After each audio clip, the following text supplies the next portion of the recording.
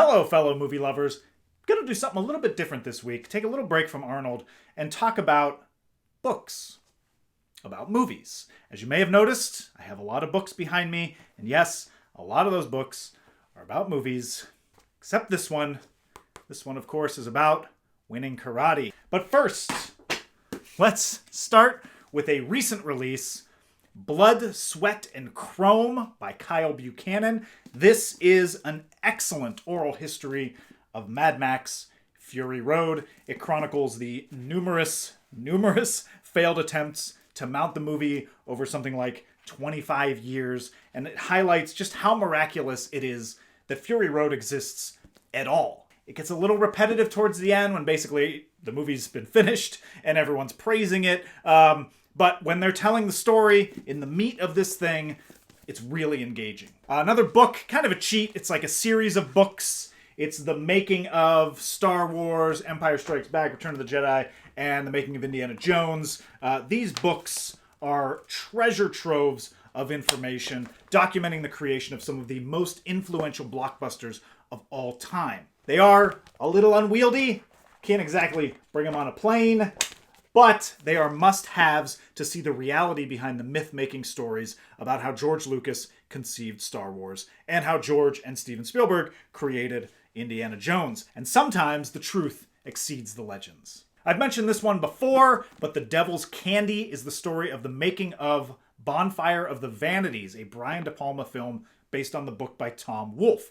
The writer, Julie Salamon, was granted unprecedented access to the making of the movie, particularly with blessing from De Palma, and that allows her to get so deep into the process. It is a fascinating look at a movie that everyone thought was going to be a massive hit, but turned out to be a shocking bomb. The only person who comes out unscathed in this book is Tom Hanks, because, of course, but it's a detailed, unflinching look at filmmaking, and it gets into real minutia. Like, it covers things like how De Palma bet his AD that he couldn't get the perfect shot of a plane touching down at the moment the sun sets, and the AD did all sorts of research into flight patterns and proper angles and sunset times just to get it right, and it's a weirdly satisfying story, especially when you see the final product.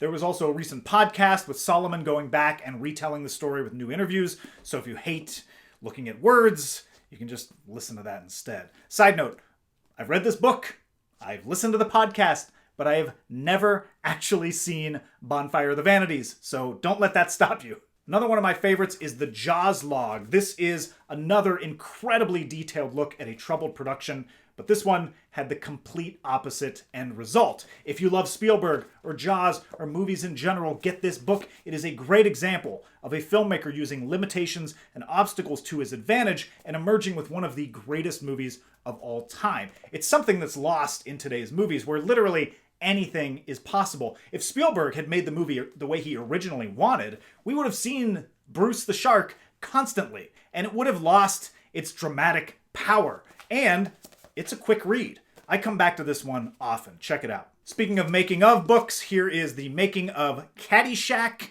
one of the greatest comedies of all time. It's got all the juicy stuff like the Bill Murray and Chevy Chase feud and how they only share one scene together that was mostly improvised and added late in production once executive John Peters realized they weren't in a scene together. This is a super fun read, and it actually has some poignant moments too when talking about the tragic death of Doug Kenney, who co-founded National Lampoon and co-wrote the movie. Speaking of John Peters, we have Hit and Run. This is a little bit of an older book, but it tells the story of John Peters and Peter Guber becoming the studio executives of Sony, and it didn't go well.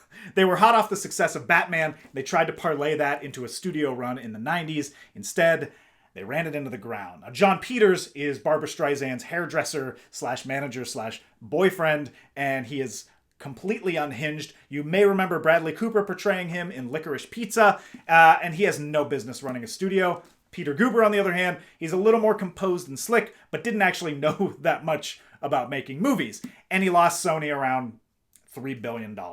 So this book, it's a lot bigger than the other ones I've talked about, encompasses more of the entertainment industry as a whole instead of time spent on a film set. So It's a little more of a commitment. It's meticulously documented, and there are some chapters about finance that sometimes go over my head, but there is plenty of sex, drugs, and bad studio executive behavior. And finally, we've got Roger Ebert's memoir. Ebert's my favorite film critic, particularly his written reviews, and this is an excellent recounting of his life. Just wanted to throw that one in there because it's a really, really good read about someone who absolutely loved movies. And just as a bonus, this isn't really about movies, but I read this constantly. It's Stephen King on writing. It's just a great look into the writing process, and if you are a writer, you should have this near your desk at all times. I will kind of pick this up and flip through it. You can see it's kind of, it's been around the block. I mean, Stephen King is incredibly prolific, but he's also just an excellent writer, and he really teaches you about sentence structure and how you should really get to the point of every sentence that you're writing to make something great. And again, if you like any sort of creative process that involves writing, check this one out. That's about it for my personal favorites at this moment. I'm always on the lookout for more, and I'll pretty much read anything about film. How about you? Do you have any books I haven't mentioned about movies that are your favorite? I know there's tons out there I haven't had a chance to read yet. So tell the good people in the comments, and I'll see you in the next Every Arnold Movie Ever video.